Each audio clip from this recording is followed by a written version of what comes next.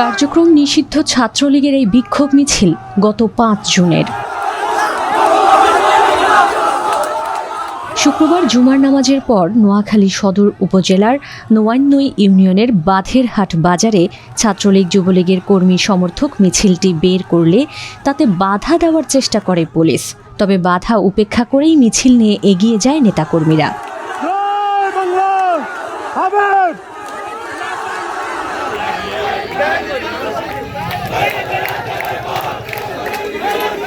এই কর্মসূচির প্রতিবাদে পরদিন ৬ জুন একই বাজারে বিক্ষোভ দেখায় ইউনিয়ন বিএনপি ও সহযোগী সংগঠন। নানা স্লোগানে ছাত্রলীগ কর্মীদের শাস্তির দাবি জানান তারা।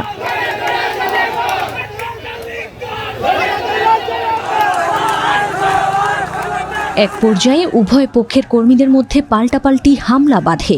আওয়ামী লীগের কর্মীরা হামলা চালিয়ে বিএনপি ও ছাত্রদল কর্মীদের কমপক্ষে ৫টি মোটরসাইকেল ভাঙচুর করেন এবং আগুন ধরিয়ে দেন একটিতে। এ সময় শ্রমিক দলের নেতাসহ আহত হন কয়েকজন। আমরা মনে করি এগুলো যদি মোকাবিলা করা না হয়, পুলিশ যদি এগুলো যদি নির্মূল করা না হয়, নিয়ন্ত্রণ করা না হয়, তাহলে প্রত্যেকটি এলাকাতে এরকম বিশৃঙ্খলা দেখা দিবে। তাই আমরা মনে করি অনতিবিলম্বে ওই জাতীয় দুষ্কৃতিকারীদেরকে, কিশোর গ্যাংদেরকে, গডফাদারদেরকে, যারা দীর্ঘ সময় এলাকাতে আধিপত্য বিস্তার করেছে, মাদকের সাথে সম্পৃক্ত ছিল, ওইসব গডফাদারদেরকে গ্রেপ্তার করার জন্য আমি আইনশৃঙ্খলা বাহিনীকে অনুরোধ করছি। আবার এখন বর্তমানে পুনর্বাসন করা হচ্ছে। ৭ জুন নোয়াখালীর ঘটনাটি সংসদে তুলে ধরেন কুমিল্লা ৪ আসনের সংসদ সদস্য হাসনাত আব্দুল্লাহ।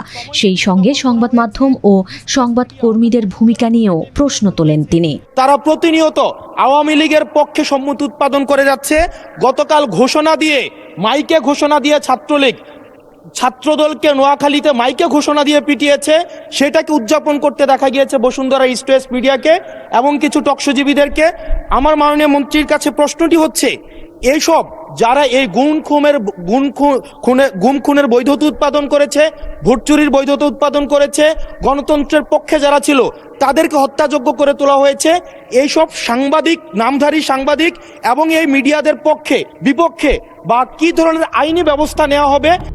নোয়াখালীতে সংঘর্ষের ওই ঘটনার পর সুধারাম থানার ভারপ্রাপ্ত কর্মকর্তা তৌহিদুল ইসলামকে করা হয়েছে প্রত্যাহার। Police super TM. মোশাররফ হোসেনের নির্দেশে প্রত্যাহার করে পুলিশ লাইন্সে সংযুক্ত করা হয় তাকে।